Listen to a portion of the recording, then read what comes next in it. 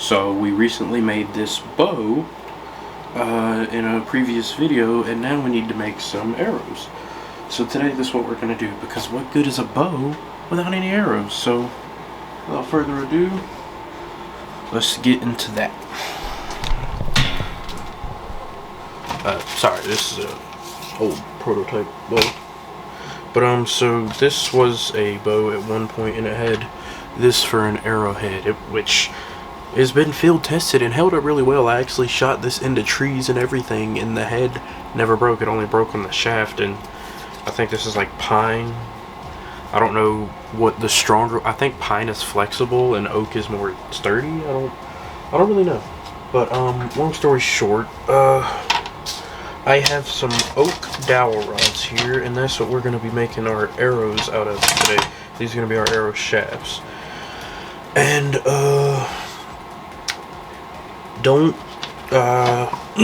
don't expect these to be like real survival arrows that you can use. No, I mean, you probably could, but I don't know the proper orientation of like, oh, what wood works, what doesn't, how to exactly do it. I'm kind of just making this as a DIY prop maker and gonna go from there. That's really all I know to do.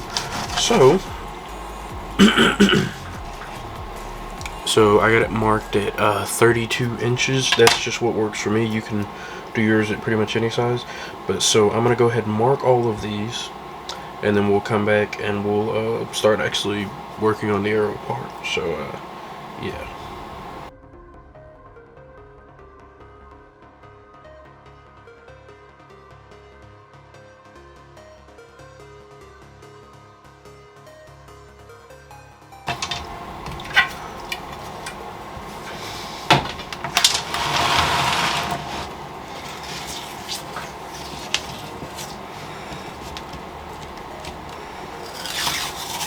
Up here as well, or not mark it, tape it.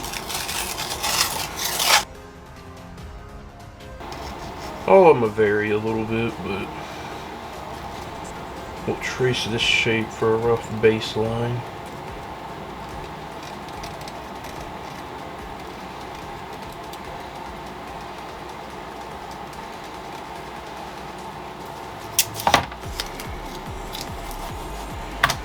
So what I ended up doing right here is, since the sticky note is so thin, I just added a layer of tape going either direction on it just to thicken it up, get it closer to like cardstock or cardboard thickness.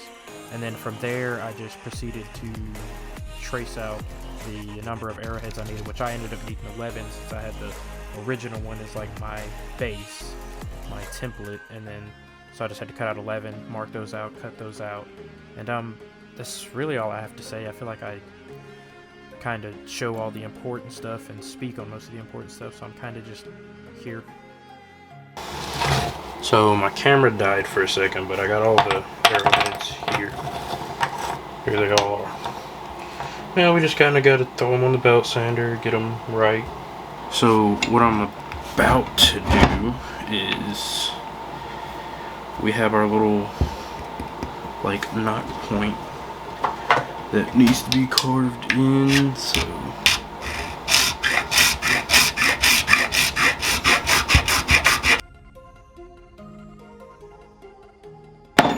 boom, that's already looking like an arrowhead. We got some sanding to do, because like I want it to look crude, but not so crude that it just looks like bad. But so yeah, now I'm gonna go ahead and hit the rest of these. So we got all of our, so as I was saying, that's all the arrowheads, and now we just kind of like, they're all roughly done, which, you know, want it look crude, but I'm just going to clean them up just a little bit and start adding their little bevels to them.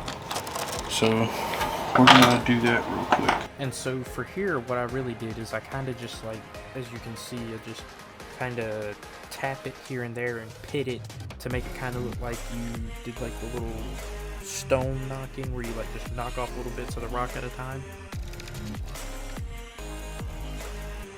So that is all of that's all of our arrowheads right there. Just flip that over so that we got all 12 arrowheads here. Now we gotta work on the arrows some more, but I wanna get the next step ready because I wanna be able to just kind of assemble them all at the same time. So next, what we need is... Here we go again with the same method of using those sticky notes. I just did the same thing I did to trace out the arrowhead, but just made a custom little fletching design. It's very simple. It's nothing too complicated. You should easily be able to recreate this yourself. It's just a kind of wonky trapezoid shape, just in the style that looks best to me. And if my math is correct, you have 12 arrows. Each arrow needs 3, so I believe you need 36 fletchings altogether, I believe, but don't quote me on that math.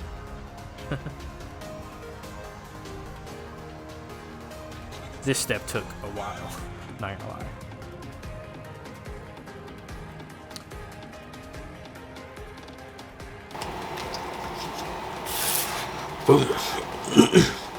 So that should be all my fletchings, all the arrowheads, and all the dowels are cut. But now we do gotta prepare the dowels.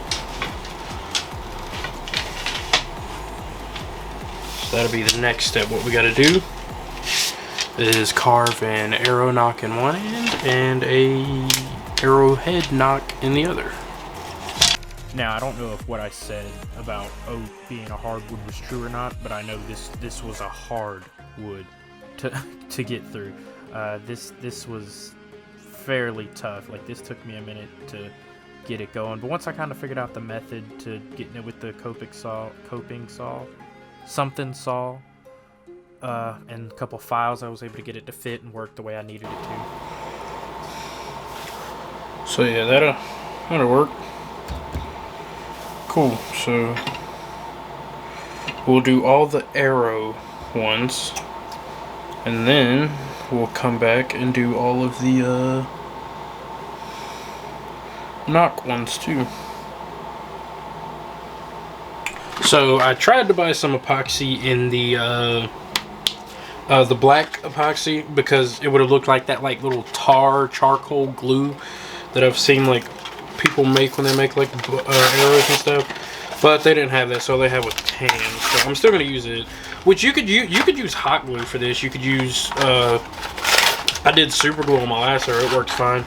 I just wanted this to help like fill in the gaps in between the arrowhead and the wood itself, just to kind of make it a little bit more solid there.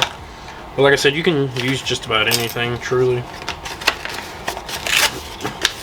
But I wanted the black one just because it would have looked cooler, I think. But here we are. So yeah.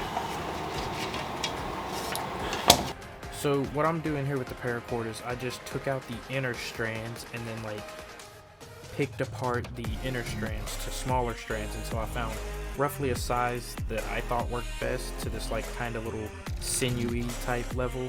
And then the epoxy, just if you use the same one as me, you should read the directions on the box. It's pretty simple. So I'm not going to show this part on camera just because I feel like I don't need to. But in order to do the nock into the arrow, you do it the exact same way as you did up here for this. So you just carve it out, just not as deep, just enough for an arrow rest to be. I'm not going to show me doing it, but I'll show you when it's done just to kind of show you. And then so after that, I'm pretty sure there's more professional ways to do it, but I just took some super glue, roughly glued down my fletchings in the orientation which I wanted. If you want to know how to do proper fletchings, go look that up. I couldn't explain it to you. But then just on the edges of each of those fletchings, I just added a little bit of my sinew paracord string just to give it a better look and to help hold the fletchings in place a little bit better.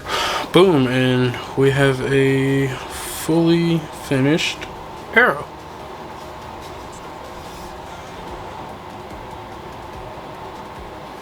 Now I'm just going to do that a couple more times to the rest of our arrows and see what we can make happen.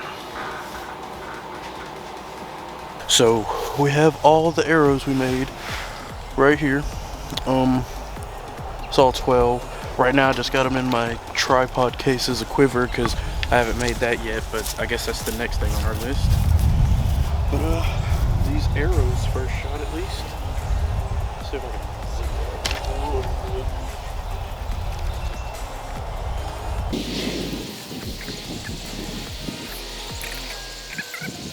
Painted and wrapped yet though, so.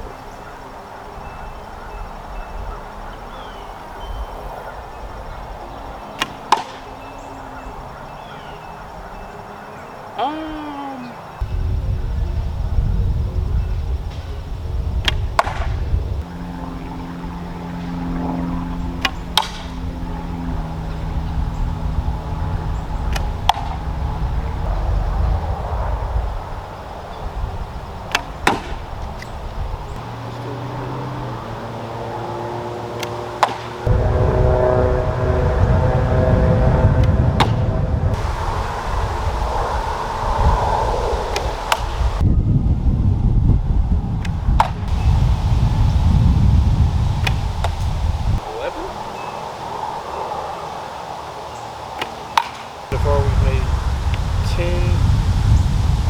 wait no, 9, here's our 12th shot.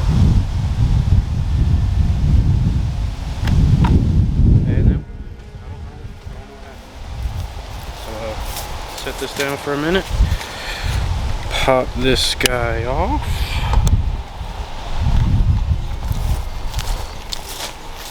So like I was saying, there's a few that went into the wood, which I'm kind of scared to pull out, but let's do it.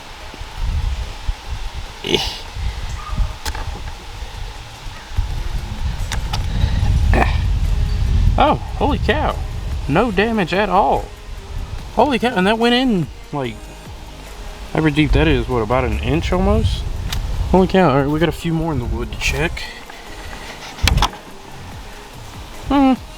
Beat up that tip a little bit, but I think it's fine.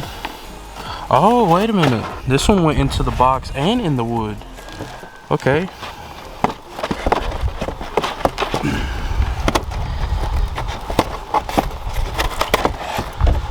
No damage for this one. Cool. This one looks like it just hit and went through the box. Some of these, I did sand them and their tips are a little bit on the thinner side, but sorry, hang on. Okay, no damage on this one as well. Of course, the camera's not going to focus. Ooh, another one that went straight through the box and into the wood. And I feel like using the epoxy, because on the first arrow I made, I just used super glue for all the connections. And I think this one turned out a little bit better using the epoxy for where the arrowhead fits in. No damage.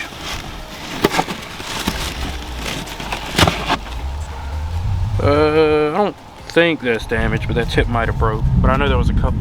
Wow, look at that one. That one's fairly deep. Oh, you can see that one sticking out the back, but also no damage. Well, I mean, here's an edge that rolled over a little bit, of course. Yeah, right here the edge rolled over just a little bit, but for the most part, no damage. And then we got a couple that either just went straight through or bounced off the edge. No damage. Ah, so we did break one. Okay, so yeah, there is one that's broken.